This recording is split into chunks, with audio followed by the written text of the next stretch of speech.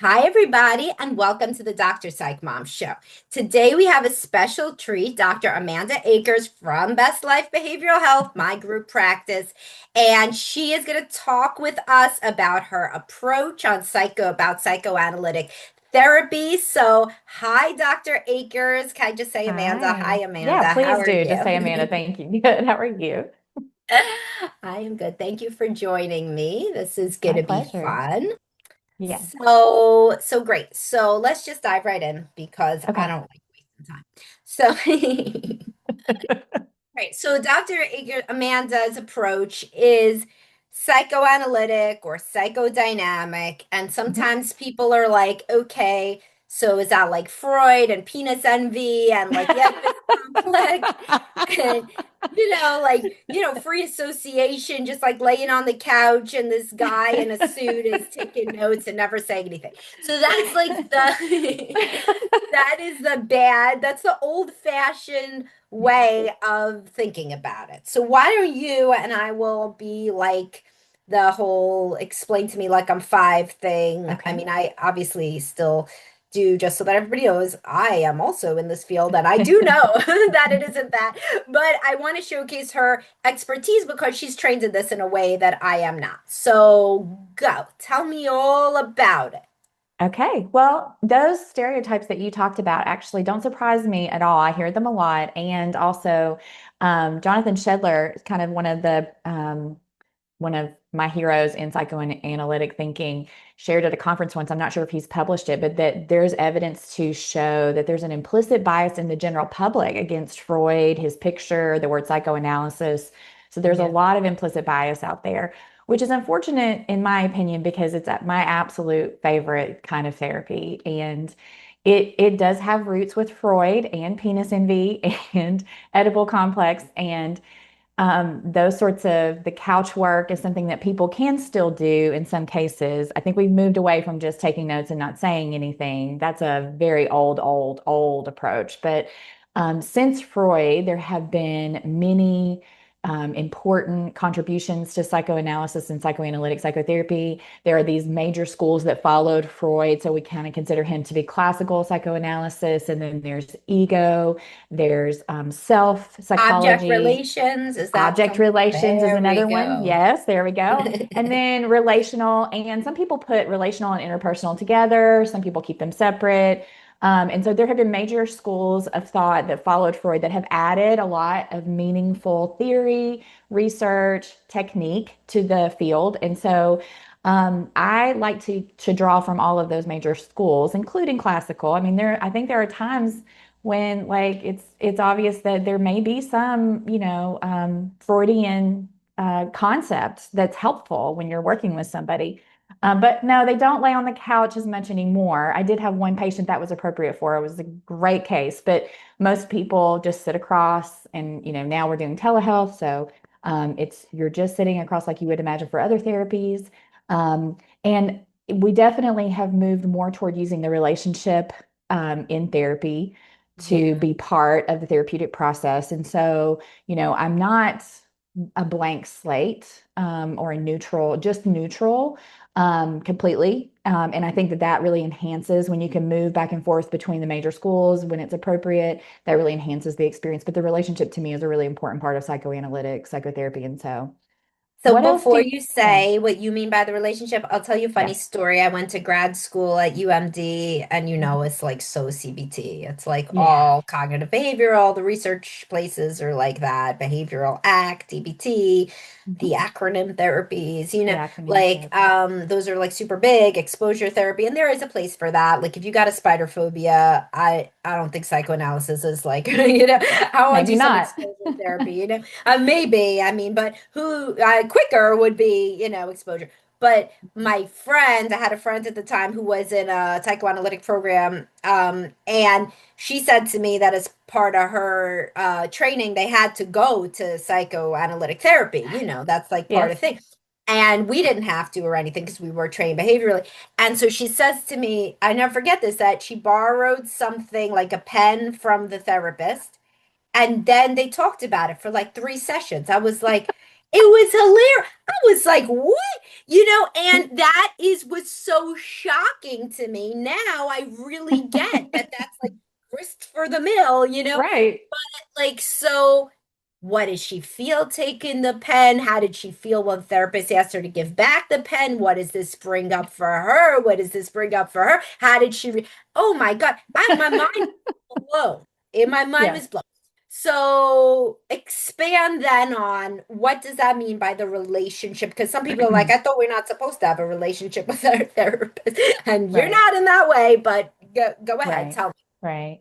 So in psychoanalytic psychotherapy, um, excuse me, you can use your reactions, the boundaries about time, about scheduling, about terminating prematurely.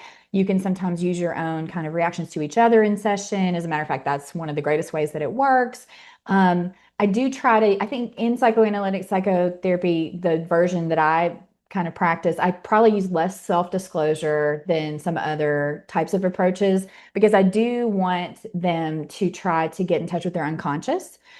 Because we're trying to make the unconscious conscious, and that helps you understand, why you're doing what you're doing and why you're not enjoying your life the way that you want to, maybe why your relationships aren't working the way that you're hoping them to. And so the better you understand yourself, the better that you can make good decisions and change your life so that you can enjoy it more. And so I kind of don't self-disclose as much. It's not as strict as it used to be with Freud. And some of the early psychoanalytic institutes would say that you couldn't say anything about yourself, but I do try to limit Because you're it because, supposed to be a blank slate for the yes, person, right? So that they right. could So, project everything onto yes, you. But then guess yes, what? Just by being literally a woman with the glasses or a blazer, like true. already, that's information. So the later Absolutely. theorists decided, well, it isn't a blank slate. Like, so we have Right. to, right? Isn't that Yes, so? absolutely. I have learned through my training and through my own experience in psychoanalysis. I went 8 years myself. And so I have learned that the less people know about me, the faster and the better therapy can work. So I do try to limit my self-disclosure as much as I can, but there is no way with the internet and just you can see my office and there are just things that you're just going to be able to figure out about me even if I don't tell you. But it's interesting what people think I'm thinking or people think about my life. And I get to hear that more because I'm limiting how much I'm actually disclosing myself. And I mean, it's just amazing sometimes what people will project onto you. And then that helps you understand what's going on for them, what's going on for their relationships. And then you can help them, understand that too. Yeah, so therapy is Yeah. like it's all a Rorschach test. It's all like Projections everywhere. Yeah. and projections everywhere. Yeah. Yeah. I love Yeah. those memes, the cartoons that are like, I love Rorschach, but why did he have to have a picture of my parents fighting? That Exactly. ink blot. I love the ink blots. Yeah, Yeah, those things are absolutely. funny. But so if somebody really wants, obviously, a lot of people think that their childhood doesn't matter and that was then and this is now. And Yeah. how could stuff from 40 years ago possibly impact me? And so, what do you rebut to that? Yeah. So usually I do spend some time kind of talking about how if we don't delve deep, it's sort of like just weed whacking the top of a weed in your garden. And if you don't get down to the deeper root of the issue, Yeah. you aren't not going to have positive, lasting change. And most people are open to telling me their life story. After I do the initial consultation, the next session, we usually spend some time them telling me their life story from the very beginning, earliest memories. And it's amazing how we can use that information pretty much right off the bat after they finish telling me their life story to put into context what has had a huge influence on their life, whether they realize it or not. Because you and I both know that attachment theory comes from psychoanalytic tradition, and we know that the 0 to 2, before you can even make autobiographical memories or that we can remember information, your attachment style is set for pretty much the rest of your life unless there are other influences on it. The very strong influence of the 0 to 2 without these memories. And then I also just talk about how your childhood, you're developing, your brain's developing, you're learning how to be a person, you're learning how to keep your parents close, you're learning how to navigate the world. And you were doing it through a brain that wasn't fully developed. So, you're thinking, you could still be thinking about things the way you were thinking about them when you were very young if you don't realize that you've picked up those habits or those ways of protecting yourself or interacting with other people or seeing people in your relationships like people from your childhood. Yeah. Yeah, what do you think about the people that are like, but then like I'm not gonna blame my parents for everything because I do hear that a lot. I'm Actually, just Samantha, I being hear that a like lot. I'm Yeah, being a no. difficult client I in love it. I love it. psychoanalytic And therapy. what I would say is that your parents are two of the most important people in your life, no matter what the circumstances were in which they brought you into the world, and that they have a huge influence on your development and your ways of moving through the world and your relationships. And so I'm not interested in blaming parents, but I am interested in understanding the influence of your parents back when you were growing up, because a lot of Yeah, times if you can figure that out, it can sort of unlock mysteries that you've tried to deal with on your own and you weren't able to get anywhere with them. 100%. And what about people who say, I'm just gonna do all the greatest hits. Okay, So great. how many sessions is this gonna take? I have absolutely no idea because it's open-ended, but I will tell you that I think the minimum necessary dose of psychoanalytic psychotherapy is on an at least weekly basis. Sometimes people come for more than, I have some people I see 2 or 3 times a week, but Freud saw his patients Every 6 days day, right? six Every days a week. week. Yeah. So he only didn't see them on Sunday and he could feel That's their when he did defense all his mechanisms. cocaine. We've got to have a day to do your cocaine, Samantha. So on God's Sunday, day. No, he didn't see them on Sunday, but he called it the Monday crust when they came back after yes, one after day. skipping one He day. he could feel their defenses, and I do too. And I've found that if I am, vacations and sickness and things happen in life, and we aren't always able to meet on a weekly basis. But if we have to skip a week, I find, and then if I've tried to work with people on a less frequent basis, their defenses are up. We have to learn to trust each other again. So we're using most of our time together again during the session to build trust, relax their defenses, and there just isn't enough time to do good work when it's being So at disrupted least like that weekly for how regularly. long? For however long it takes to achieve what you wanted to achieve, At it's up to least you. 1 decade. No, I'm kidding. But like how how long? I did go Like for a eight year, years. right? Like I, I would I think. went for 8 years. Some people, I think, I've not seen anybody want to stop a productive psychoanalytic relationship. I think the quickest someone has felt like they really reached what they wanted to was 2 years. And in most cases, that is the beginning of the serious work is at 2 years. But it's an Like a investment. relationship. Yes, because you have to build trust. You have to get to know each other. And then little by little, as you trust your therapist, you can really start to tell them these things that you wouldn't tell anybody else in your life and that What are if your your deepest, therapist darkest dies? secrets. Oh gosh, that is a really horrible situation. Sometimes it does happen. I know somebody that happened to. You're gonna really need support from another therapist, and probably it's not gonna feel right. Do you know what I mean? Like going to therapy again after you lose your therapist. It's Well, an yeah, important especially in this kind of relationship. thing. Yeah. Yeah, yeah, So with psychoanalytic therapy, it sounds like so with the other approaches, you were trying to get them to be on their own right. as kind of as quick as not as quick as possible, but like that is kind of a goal, It is and the goal. Yeah, treatment outcome research suggests that the majority of change happens within the first 6 months. I tell that to people a lot, and I assume I don't know which modalities they were studying, but I assume they included CBT because that was the one where I was originally trained in, so that's what I would have right. heard. But you're saying kind of more of a process of self-exploration. It's kind of like, Mhm. well, how long do you want to go to the gym for? Right. Like Yeah, you just want to go. absolutely.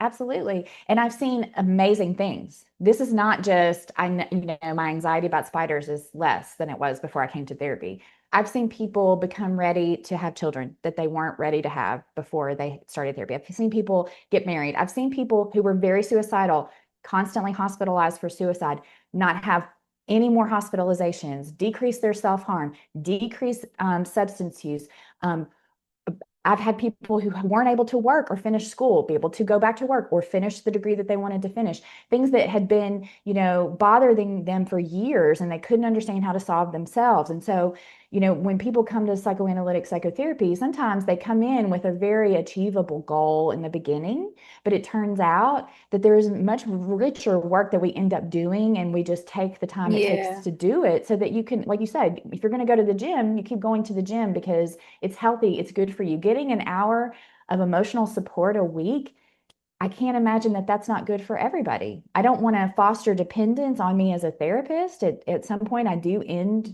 we do reach the end when we feel like that they've accomplished what they wanted to. But when they leave, they know they didn't need me as much in the end as they did in the beginning. And they're very confident that they're going to be enjoying their life more. And research even shows that with psychoanalytic psychotherapy, it's one of the few therapies that you continue to benefit for many years after you've completed therapy.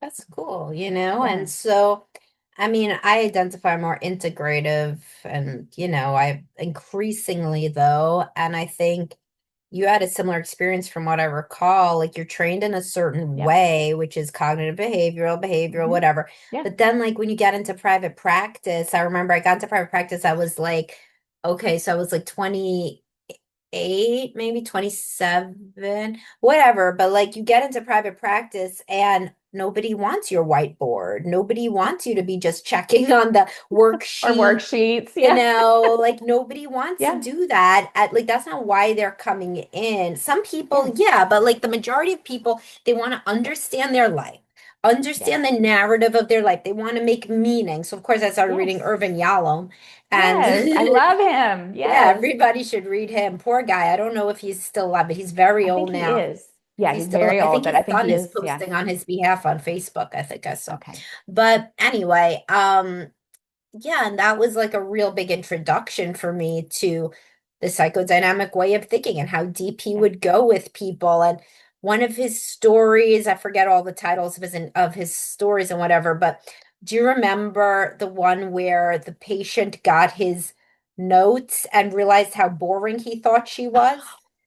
Isn't that funny? That was like the, I and do I don't kind know. of, I think that might be in Love. I'm not sure which book it is, but I remember vaguely that one. Yeah, absolutely. Yes, That's and I thought that hilarious. was hilarious because she benefited from finally like getting the feedback and then her feelings about it, and she was being, when people are boring in session it's because they're staying on the surface, Yes. and the real-time feedback, I mean, not like you can be like, oh my God, are you so boring or what, but like any sort of like trying to go deeper or move it along, or any time that they could see, oh wow, like, kind of why am I just skating along the surface? It was a really interesting story. And it's so different from a more cognitive behavioral approach where if somebody says, like these younger therapists in the Facebook group, they're like, I don't really know what to talk about with this person. They say that they're okay. And I don't even comment anymore half the time, but I want to be like, why they keep coming in then? Obviously, they still have things that are bothering them. Like, maybe Yes, what do you think of I don't know what you're going to say here. So this is real time. I don't know what it you're going to is. say, but not that anything else wasn't, but what do you think about this saying? I don't know if you've heard this, but don't work harder than the Oh, client. absolutely. Absolutely. Absolutely. Yeah, because well, I don't have to because I use free association. After they tell me their life story, it really is all free association. So if they don't want to talk, if they say they have nothing to say, then we talk about like, well, what's going on there? What are you coming for? Then like, what are we doing? And where could this be coming from? And that usually uncovers some anxiety. They'll admit I'm feeling anxious about what I need to talk about. I don't want to have to tell you this thing that is a deep, dark secret that I don't think anybody could love me for, you know? Yeah, but it sounds like you kind of agree with me because I don't agree with that sentence, but Oh, you then don't. I respond by how you respond. I'm like, Mhm. because basically the people that say that, they use it for like, and then I terminate because they're doing Oh fine. And I'm like, no. Oh no. I no, would that's never not terminate. No, I would never, ever. right. But Yeah, no. these sometimes people are like, well, if they come in and they say that they're fine, then you say, okay, well, then I I guess didn't come back. realize. Yeah. I didn't realize people were using that as an excuse to terminate. Yeah, I or to be am like, well, then I guess we'll go down to monthly. And I'm like, no, like that no. could be the opposite. They could be Of what somebody they who is mean. taught that they're supposed to be good and to not Yes. cause any problems. And maybe Be a the things perfect that they bring patient. up, so many Mhm. people have been like to me, I must be the biggest waste of time for you because you could be Yeah. helping people with real problems. Yes. People And say like that to me all the time. Yes. if I was like, yeah, cool, good point, so see. Yeah, you'll be repeating what's been done to them their whole Right. lives, right? Oh We yeah, are that always repeating, it's a repetition compulsion, and we are repeating these things from childhood and not even realizing that yes. we're doing it. I want to say, I don't want to disparage any of the acronym therapies at all. And if people prefer those, I'm all for that, especially for certain presenting concerns, certain ways of working. But I had it done to me in college as a college student in a college counseling center. I had my therapist do CBT to me, and I say that way on purpose. And like I was a really, very good student, always did my homework, and I wasn't doing her homework. And so she would get out the whiteboard and make me do it in session instead of exploring what my resistance was, Yeah, right? yeah, And so yeah. like I knew going into grad school I didn't like align with CBT. So I tried ACT, I tried DBT, I tried, some of the cognitive processing therapies for people with trauma. And I found, like you, that when I started practicing them, it just didn't feel like what I thought therapy was supposed to do, what it was supposed to feel like. And I started to lose faith that therapy worked at all at the time, And so I graduated, I'm licensed, I'm still feeling that way. And I have no idea where to find any of the insight-based therapies because all of the graduate programs have now moved to just teaching the acronym short-term manualized treatments. I know. And so That's you can't even get unfortunate. good information. And the textbooks about psychoanalytic psychotherapy suck. I mean, they suck. And so, like, I didn't even know where to find help. I had found one article about the efficacy of psychodynamic psychotherapy, which most people are unfamiliar with, but there's a lot of evidence to suggest it's very highly effective. And like I said, also goes on to keep working long after you stop. And I found that article and I found the author and I found him, and he was accepting patients. And I Oh became his wow. patient. And then through working with him, he is just amazing. I can't say enough good things about Jonathan Shedler, but like I joined a division in APA about psychoanalysis, and then I found two different institutes to do training at because I didn't want to do the full 5-year training and become an analyst, but they have practitioner-based training that's much more doable time-wise. So I did two different trainings, and then I was eventually able to approach Nancy McWilliams, who's written the books Oh, about her. I like her. yes. She's So the I one that spent was like, therapists can't do small talk anymore. That's like something. That's I right. I consult with her on a monthly basis, Really. I think you said that ongoing, to me to before on the continue like interview. I thought that was growing, and cool. because I want to continue growing. Like I don't think you can ever like get enough consultation and learning, and so it is like the privilege of my life that I got to do psychoanalysis with Jonathan Shedler, and I get to continue to consult with Nancy McWilliams, and the work that I've been able to do after all of that training is much more rich. That's exactly what I thought therapy was supposed to be. It changed my life for the better, and it has changed my clients' lives in ways that just amaze me. So yeah, it sounds like for you, it's more of like the depth of what it made sense to you finally what therapy would Oh yeah, be. And it wasn't, I really do think like there's a place for CBT, there's a place for ACT. And in fact, if you're integrative, you can use a lot of these every so often. You could use techniques from here or from there sure, or whatever. absolutely. And, but there's nothing really replaces like going through what happened to you and having somebody kind of think about it with you.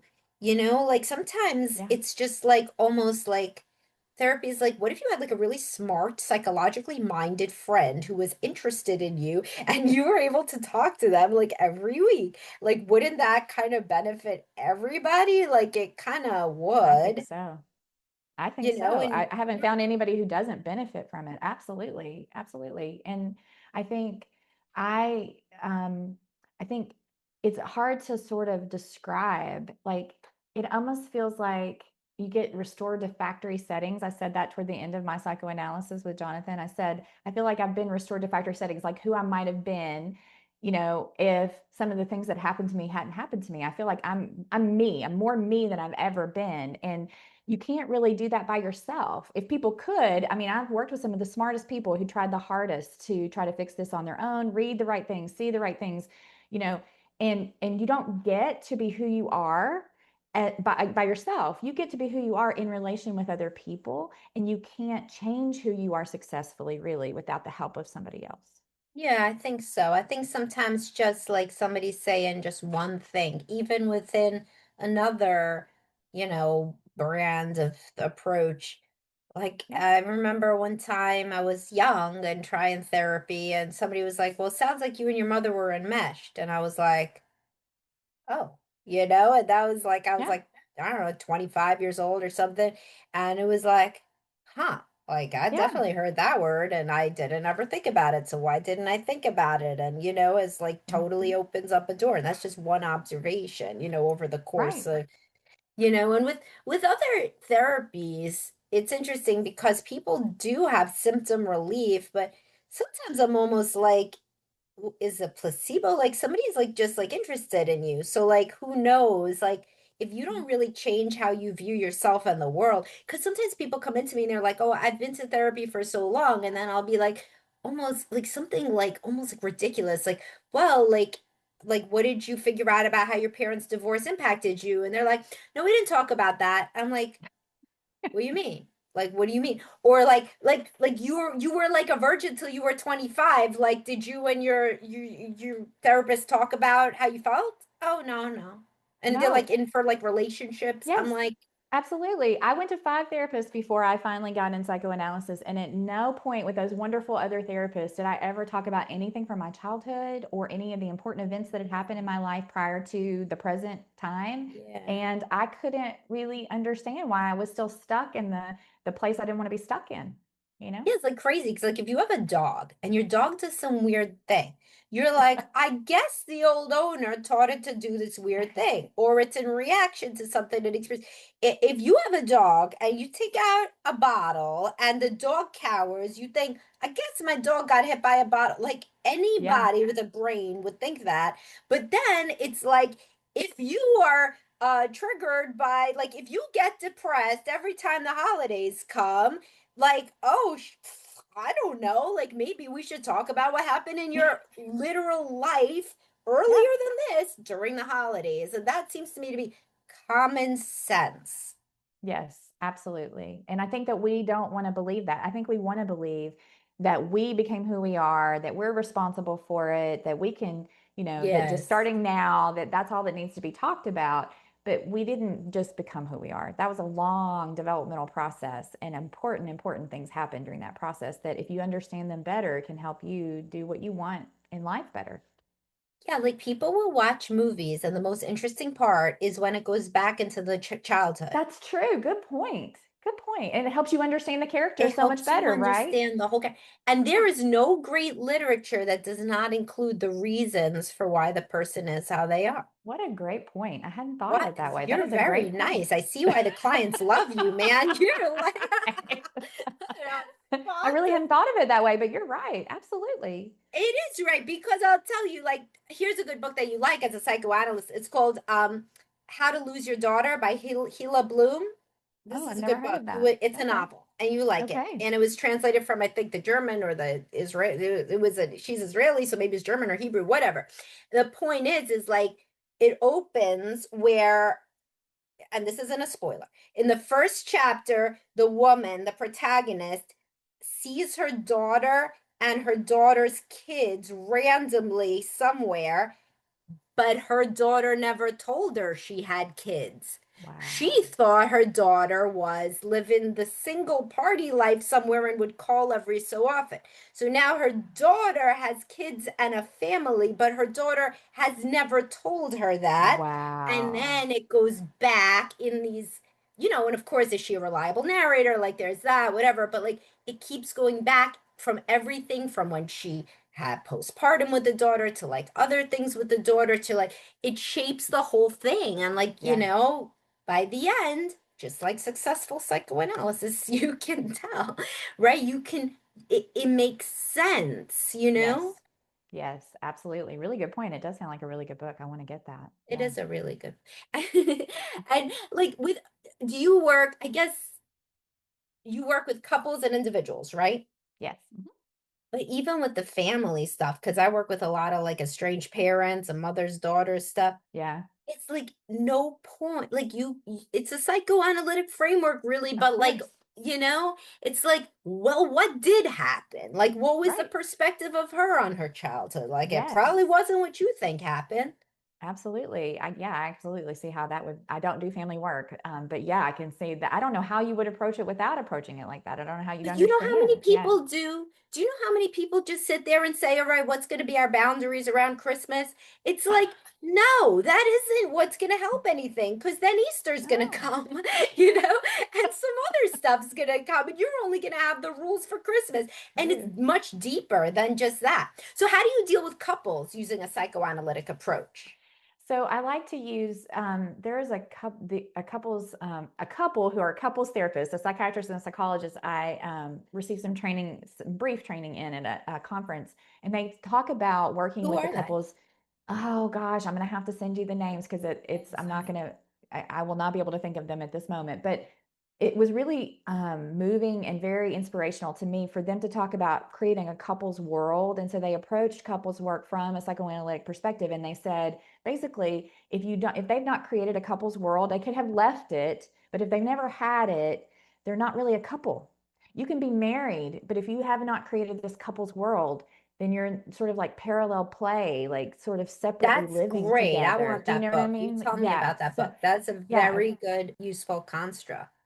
absolutely. And then I love to use Gottman. I think Gottman incorporates lots of psychoanalytic, but I love the Gottman. I like to combine Gottman perspectives and psychoanalytic, and I find that they dovetail really easily together. And I love the Gottmans. Have you ever seen them at a conference out in the wild in the real world? They're so adorable.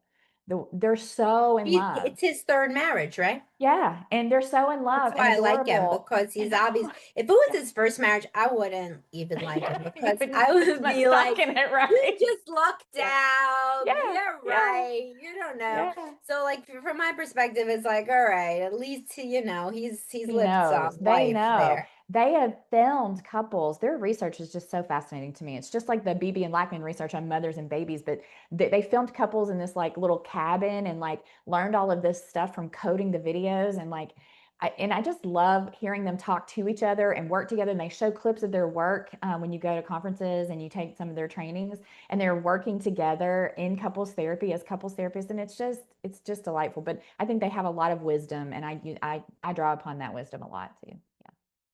Yeah, I think that. So how do you help people make a couples world?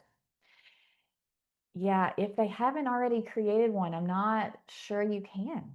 Like it's sort of like it's for your understanding that like their marriage or relationship may not be capable of like a full, deep emotional connection. You can try to create the couples world. You can use some of the Gottman stuff, actually, even like love mapping and things like that. You could try to create it, but I think also just from that training, my feeling was that they are kind of like if they haven't been able to create that together, they may not be able to, and their relationship is going to be different than what you imagine as a therapist, a fully connected, emotionally fulfilling, deep relationship will be like. Yeah. But if they did establish the world during the honeymoon early phase, then you feel they There's a can lot of access it hope that they again. can, yes, I think that I look for that in this. I ask people in their first couples therapy session to talk to me about how they met and why they thought this person was the one. And when someone tells you their love story, you can get a sense of if there's a couples world. And I think that that's very hopeful to me. When I worked with couples that have that sort of description, I feel very confident we're going to be able to work through it and kind of get them back to that place. If they don't, it's been my experience that it's couples therapy isn't usually as successful, isn't usually I as think helpful. that more and more, and I mean, I was just talking to on my prior podcast guest, Laura Howe, another Mhm. relationship person who loves her husband. So Jen, we were talking about, I was saying, all right, you got the skills, good, but don't you think that like there's just some basic compatibility? Yes. Because before divorce, I too thought, and it's true that having skills is great. You can learn Yes. parenting skills. This is why I do coaching too, skills-based stuff, right? Right. Like maybe don't act like an asshole. That's a skill, Maybe maybe don't act like an ass. That was a great skill. it's a great skill. It Yeah, can really hold you in good stead across absolutely. God's areas. But it's like if you don't have like some kind of basic compatibility, like the one I talk about all the time is like sense of humor. You got these people, somebody makes a joke in session and the other person looks at them like they have like two heads. I, I get that, like it's not everything, but to me, it's like it's a proxy variable. It's also Oh it's yeah. right. Like there, Absolutely. I mean, how much are they having sex? How much did they enjoy sex when they were having it and it was good? That is another very important variable to huge look proxy at, right? variable. And if it was never good and they're coming to couples therapy, I'm like, I mean, there's only so much I can do to help. If Yeah, you you're not weren't, Houdini. do you know what I'm saying? Yeah, like exactly. There's that, and I agree. Like there's just parts of being a couple that if you don't have those compatible parts, like good sense of humor, sexual attraction, and enjoying sex together, these are things that make a significant other relationship special and different than other relationships in your life. And if you aren't able to kind of create that kind, if you don't have that compatibility, I agree with you. Sometimes I just don't think you're going to be able to achieve the kind of deep emotional connection that people find really fulfilling in marriage. So. Yeah, like before I got divorced, I was like, okay, all the skills, hopefully, all the skills, all the skills. And you know what? It just it isn't that. Right. If you Yeah. have, yeah, if there has not been what you call the couple's worlds or what I call a compatibility or whatever, Yep. it is hard. And the people who get into those things are the people with the unresolved childhood stuff where Right. Whereas that's if maybe they worked on that, then they would be more available to create a couple's world, to have a compatible relationship. But that can really stand in the way. You're right. That's a really good point. It can stand in the way. it, yeah, and that's why I feel like it's interesting because our like social our society is like, Mhm. okay, get married around like, your mid-20s, your late Mhm. 20s, something like that. It's getting older now. But how many people have really worked through their stuff by then? Not very many. Really I mean, you're few. really hoping that people have a secure attachment and a fairly good childhood. And then maybe if you got married at Right. that age without working through things and healing, that you would still have a really good shot at it. But most people, that's not the case. You're right. Yeah. And so then it's kind of like sometimes people come in and it just can't work. Like sometimes Yep. it can work, but sometimes just isn't going to work. I would say it's interesting because the American Academy of MFTs, the marriage and family therapists, found something like 90% of people found marital counseling helpful. And I bet they do. And it does teach But you a lot of, I bet it's not always that it saved the marriage or made the marriage better. Sometimes I yeah, bet it's maybe like successful it because it helps didn't. you realize this isn't it and Yeah. helped you move on. I mean, that's still successful, Yeah, but you also know? the people who can get into couples therapy in the first place, I feel like they are more open-minded people, Oh, and absolutely. Absolutely. that's why sometimes I Absolutely. feel like I don't understand like there's a great gap between like my Facebook commenters and like my clients because my Yeah. clients have come in like they Right. are working like that's like a thing that Right. they're doing. And a lot of people just like kind of complain, but like there's a difference in open-mindedness between somebody that just complains and somebody that will actually come in. So the people that'll come in, it's almost like half the battle, is like showing Absolutely. up. Once people show up, then they really are open to a wide variety of approaches and Mhm. feedback.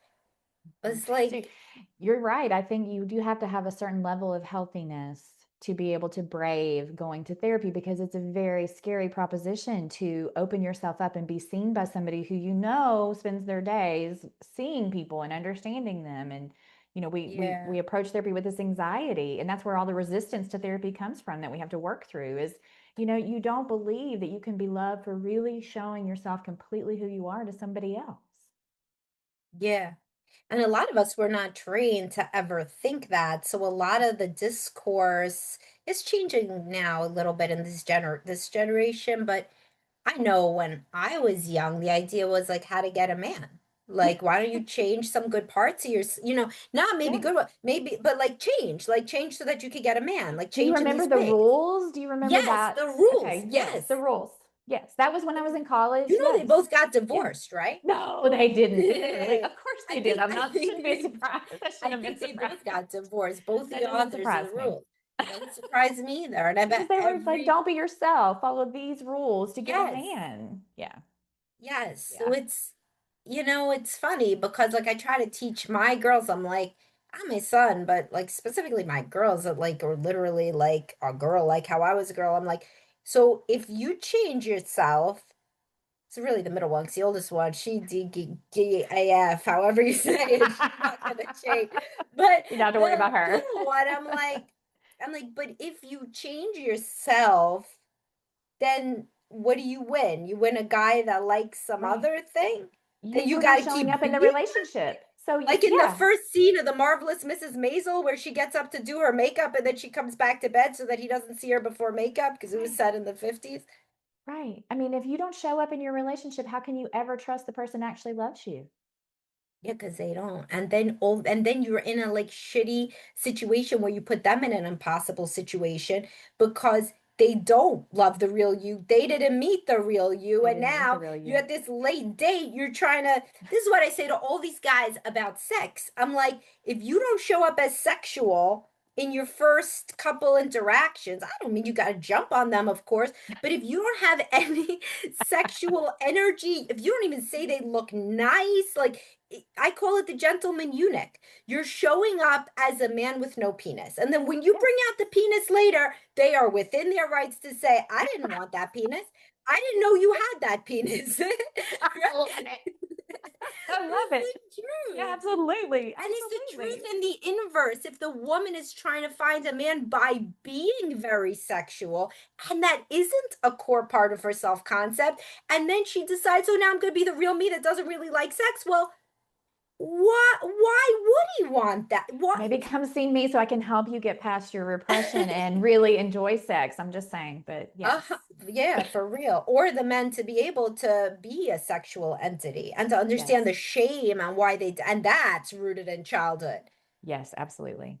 Absolutely. Times And a the way we just million. get socialized. It doesn't even have to be your parents or your family in particular. That's the way we're socializing men and women. Exactly. And worse is that when all of these like layers of like religion and the social, wherever your culture is, and then you get like a sex negative parent that may have had trauma. I mean, people come in with these Russian nesting dolls of trauma. I mean, it's like the That's a culture. good way to say it. It's crazy. It's trauma with Yeah, it's trauma trauma with upon trauma. trauma upon trauma. Yeah, It's like nuts. And it's absolutely.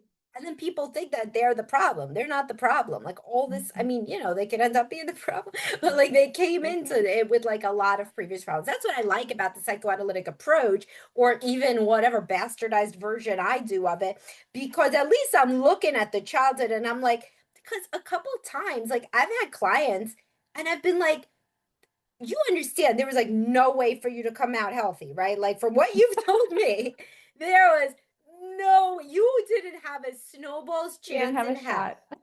You had no shot. Like there, you had a chance Yeah. of none. There's no chance at all. So you know what? For that, you're doing pretty good right now. Because from what you told me, it was a lunatic asylum, and the fact that you, right? Don't you ever hear people's stuff Yeah. and you're like, you have far underestimated the Yes. impact of this on you. Absolutely. Which is part of how you get through childhood is trying to protect yourself from it. You've developed ways to protect yourself from that knowledge because it's too terrorizing for a child who has to depend on these two adults to take care of them. They can't survive without them. They have to find a way to protect themselves from this truth. Yeah. But uncovering it in adulthood can definitely make a huge difference. Yeah.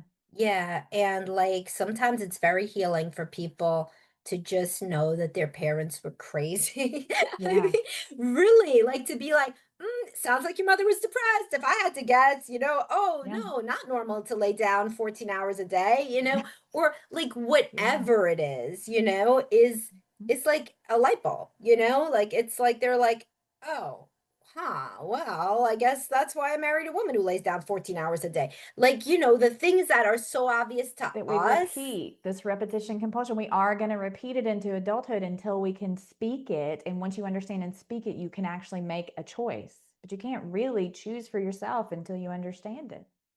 Yeah. And what about enactment? That's in the Yeah. session, right? Yes, absolutely. I mean, I can't tell you how many times. I mean, I become someone's parent, their mother, their father, that they think I'm judging them. They think I'm hating them. They think I can't stand them, and they tell me, and then we can work through where's that coming from and what is that doing in your life and where's it showing up and how's it showing up Yeah. here? And yes, Yeah.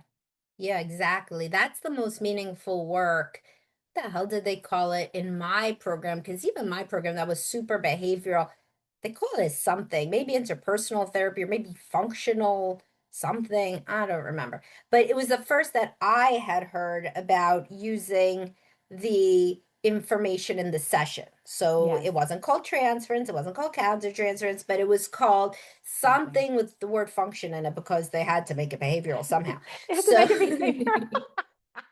it had to have the word Yeah, function. You of know how course. long I thought that functional analysis was like some complex thing, and then they're like, no, it's the function of the behavior. I'm like, that's what you guys have been talking about. But anyway, so they had to put the word function in it. And I remember them saying, like, if you talk about what's going on in the session, then that's really gonna amplify or superpower, it was some word that I can't remember your progress. And I was like, well, that is very interesting. And it's true. Anytime that you talk about what's going on in the room, people are like, oh, You learn because it like, much better if it's actually happening in that moment and not just talking about it like that's been happening. If it's happening in that moment, it is a quicker change, a better understanding and a quicker change for the person because they're experiencing it in that real time moment. Yeah, absolutely. yeah. And you could see it like when you're trained to see it or when you're used to seeing it, you could see whatever their problem is comes out with you, Oh whatever it yeah. is, Of like course. Yes. almost immediately. And, Yes. from almost the first session, Absolutely. or even before the first session, when they reach out to me, you could do it like a party trick, like sometimes, like you You can, and could. but like they come in and you're like, okay, so now you're gonna tell me X, and then of course they say X because you've seen enough stuff of the similar dynamic. Yep. Yep. Everybody comes to therapy both wanting to change and not wanting to change at the same time. They're in a conflict when they come to therapy. And they usually tell you, it's been my experience, they'll usually tell you in that first session what they're really coming for, whether you recognize it or not. And then it does. It definitely comes up in the relationship. It's amazing actually. I love that. Yeah. Oh. So great. So this is a really good summary. I feel like I automatically shut off at like 45 minutes because I'm used to, I bet this was 45 minutes. Let me look. No, was it? It was literally probably. So this was so great. Thank you to Thank Dr. Amanda you. Akers, who everybody can see. Because she's licensed almost everywhere. Unfortunately, not New York, but I could maybe guilt trip you into it right now. We're But working on she's that. licensed through PsyPact in like 41 I think states. it's 43 now. Is it? Well, we got 43. Montana. We got Montana. I think it was 43. Yeah. Oh, wow. That's a lot of states. Unfortunately, not New York, California, or Massachusetts. Right. Darn it. But you can definitely see Dr. Akers if we're going to put your contact information and you got me the name of that book with the psychiatrist and the psychologist. And thank you so much for coming Absolutely. on So my good to see show. you. Thank you so much. This was a lot of fun. I could talk to you forever. So thank you. Yes. It was great.